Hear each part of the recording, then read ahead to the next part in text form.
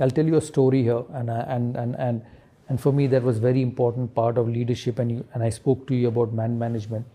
There was Sehwag batting with me in the middle, and we were chasing that night 320 where I took my shirt off.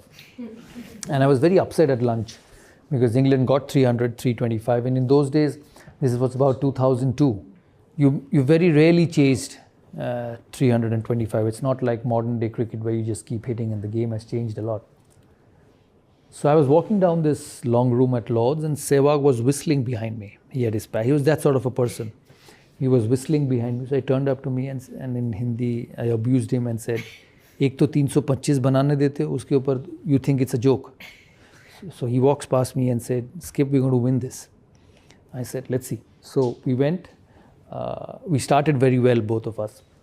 And after 7 overs, we were about 70 for no loss. I was batting on 40 odd, and Sehwag was also batting. So Ronnie Irani, and many of you would have known in England, Ronnie Irani was bowling from this end. And I went up to Viru and said, we've got a good start. I think we can get this total, but don't get out. We've played the harder bowlers. There's a weaker bowler coming in. Let's just keep taking 6-7 runs and over, because that's what we need. He said, yeah, fine, no problem. So Ronnie runs up from this end. He hits the first ball over mid-off for a 4. So I was at the non-striker end. I went up to him, tapped and said, "Good shot. So we got 4 runs and over. Just keep rotating." He said, yes, no problem. So he goes back to his end. The next ball, Ronnie pitches it up. He hits it over the top, over mid-on.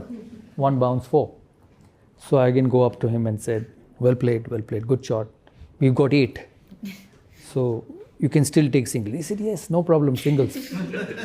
The next ball, Ronnie Irani pitches up. He sits down and sweeps right from the middle stump. It would have hit his pad. He was gone. It went for 4. I did not go up to him. And he did not even look at me because he understood. So he turned his face, took guard and batted again. The next ball, he again hit him over covers for 6. So there were 5 balls. He hit 5 boundaries. And the 6th ball, he took a single, and as he was walking past me and said, "I've taken a single." And this is happening in the middle. And we got 22 runs that over. He smashed him. He was so good. So I was furious at the other end because he did not listen to me. So I had 2 options. Either I woke up at the middle and given him my peace of mind. So I took a couple of minutes to pull myself back and went up to him and I said, keep concentrating. So I didn't tell him anything. He played an absolute blinder of a knock and we won. We finished the game, we won, and as I sat in this dressing room upstairs, he was slightly far away from me and I was sitting here. I kept thinking to myself, I said, today you won this game because that gentleman at the other end just took the opposition bowler on. And what were you thinking of telling him? That be conservative, take a single, go to the next over.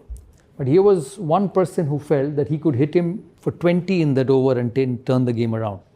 And I say this to all of you here because sometimes as a leader, when you work with different people, you have your own way of doing things, your own way of being successful, and you go and tell him, hey, this is the way I think is right. Let's do it.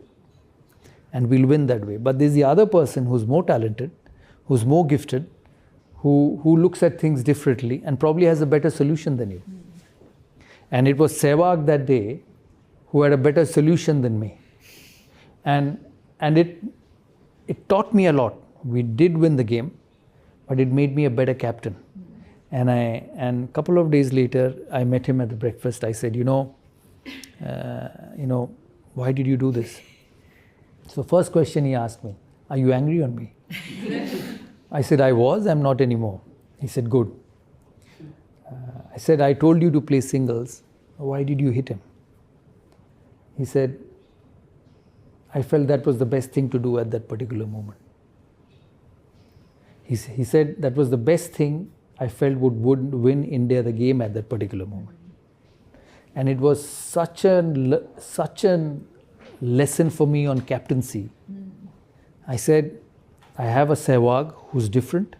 I have a Dravid who's different. I have a Ganguly who's different, and I have a Harbhajan Singh who's different. They can't play the same way. So if I have to be successful, I have to understand that they win cricket matches their way. And I have to let them do that. And I think a successful group, a successful entrepreneur, along with your aims and goals and objectives of wanting to be successful, don't forget this very simple line and solution in your journey is that everyone's different. And you cannot make everyone play the same way or everyone work the same way. As long as he delivers for you, as a leader, you need to have that a capability of adjustment in you. And I say that, when you manage individuals, you have to manage them differently. Yeah, and you cannot expect every individual to behave, react, work, and do things the same way. That is very important in leadership.